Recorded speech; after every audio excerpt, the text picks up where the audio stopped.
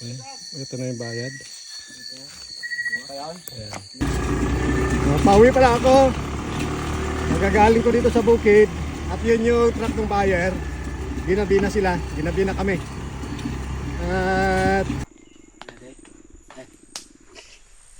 dito tayo ngayon sa bukid at pasungkit ulit. At napapanahon na. Dapat sana last month pa, February, yung pasungkit natin. Yun nga lang, nagkasunod-sunod yung mga activities sa baler. Hindi na naharap maglinis. Kaya ginawa ko bago magpasungkit, ilang araw muna ko rito na nag-grass cutter. Yun nga lang, hindi lahat ay nag-grass cutter. Kasi may time na naglolo ko yung grass cutter. Ayan. So, pero kahit paano medyo malinis na. Nagtasan na. Yung mga dadaanan ng mga magsusungkit at dadaanan ng nyug ay kahit paano nalinisan na. Kaya mas mabilis na yung kanilang pagsungkit. So eto na yung mga nasusungkit dito sa area na to. Ayan. Napulokot ng isip. Yung buyer pala ngayon ay iba muna. At pagbigyan ko muna yung kamag-anak na last year pa nagre-request. At makahiya naman. Taga Janawan dito sa amin. So presyo ng nyog ngayon maganda-ganda. 21 pesos daw yung big at small. Yung reject ay 12 pesos. Maganda-ganda dahil nga kukunti yung bunga ng nyog. Ito na yung epekto ng mga sunod-sunod na bagyo last year.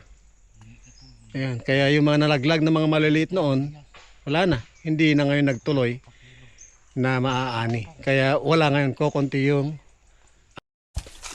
kanya-kanya kasi silang trabaho. Ang trabaho ng iba magsungkit.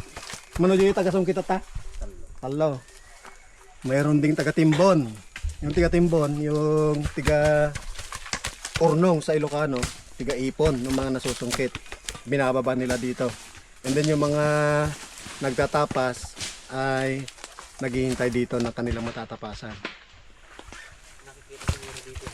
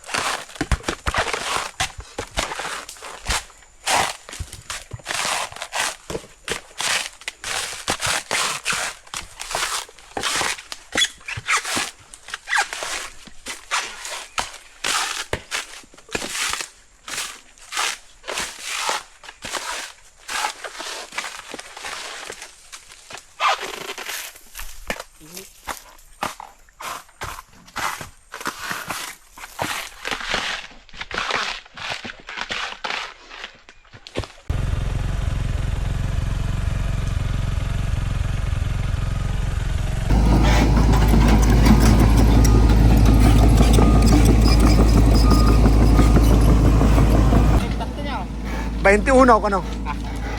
Kaso, what?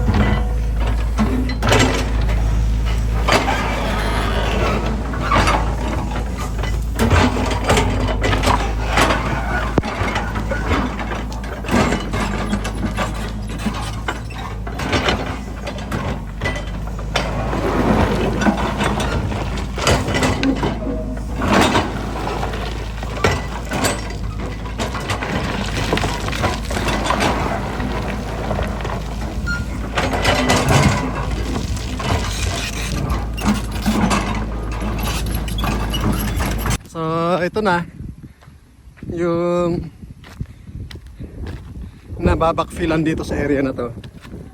Natabunan na yung karamihan sa mga damo. At malapit na sa magdugsong dito. Ayan.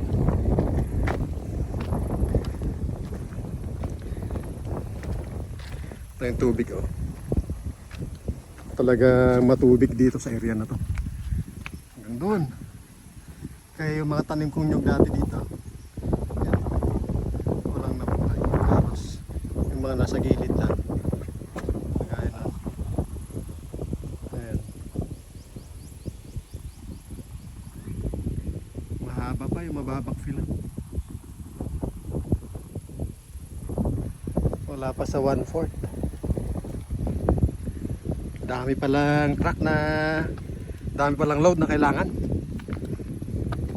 Akala ko nun sapat na yung 20 na load. Yung pala kulang na kulang.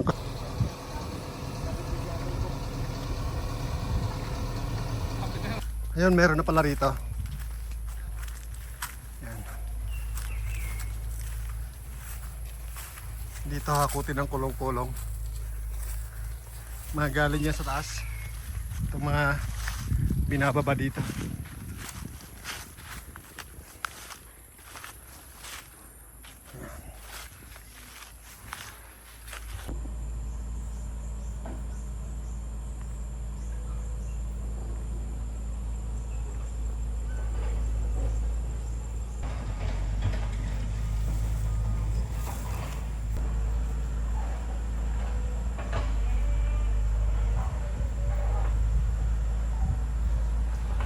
Medyo nahiwagaan ako dito.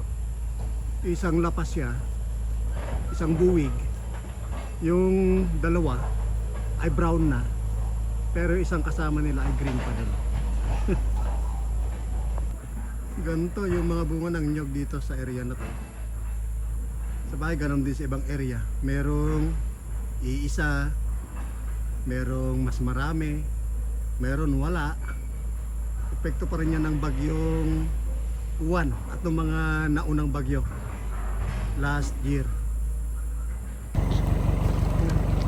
Ito lahat yung galing sa taas.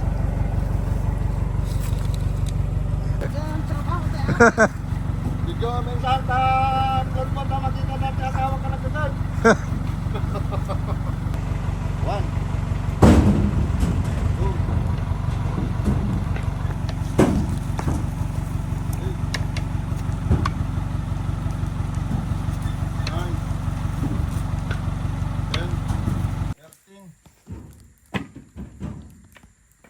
33 last number plus 400 reject RR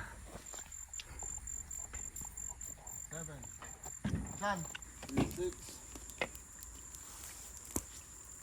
100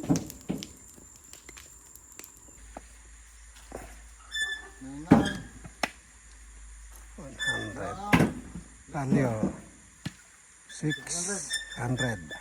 Pasok mo, takwa. I-lista ko ito yan. 99 Tandaan Sarado. Value Panibago Ayan.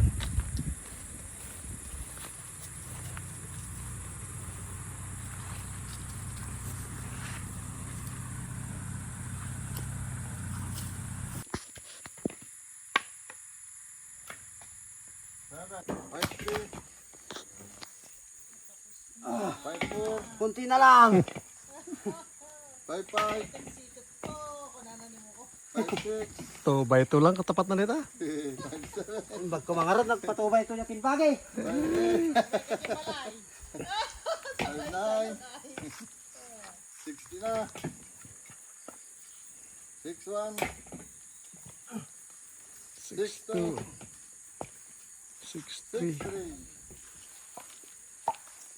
6-4 Tapos tayo. Natapos din. Bigat mga agdamag na jacket no pa. Picture ang manatan ta. Okay, so day 2 tayo. Dito ngayon sila sa kabila.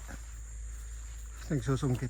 At sa dami nila, kaya nilang tapusin ito ng kalahating araw.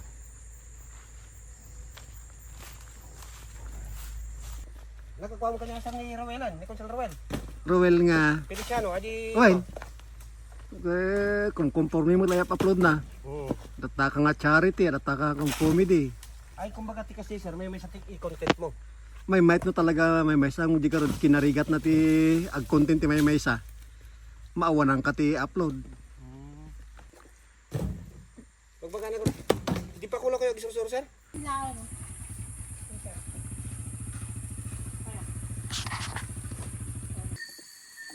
One, two, three. Nilagyan mo lang dito yan. Five, pa. 6, 7, 9 last number. Ayan, natapos na rin yung ito na yung bayad. Ito lang yung ani ngayon. So, big at small, 2,288 at yung reject ay 1,406. Kaya nasa 3,600 lang mahigit yung ating na paani. Ito yung kanyang bayad. Yan. And then, yung ating gross. yung kanyang labor, ito inabot, mahigit 11,000. At ito yung net natin ngayon. May pangpalinis tayo ngayong summer. Mayroon tayong pambayad ng buwis ng lupa kasi bayaran na naman ng buwis ng lupa para hindi tayo ma-penalty. And then, syempre, meron konti na matitira na panggastos ulit.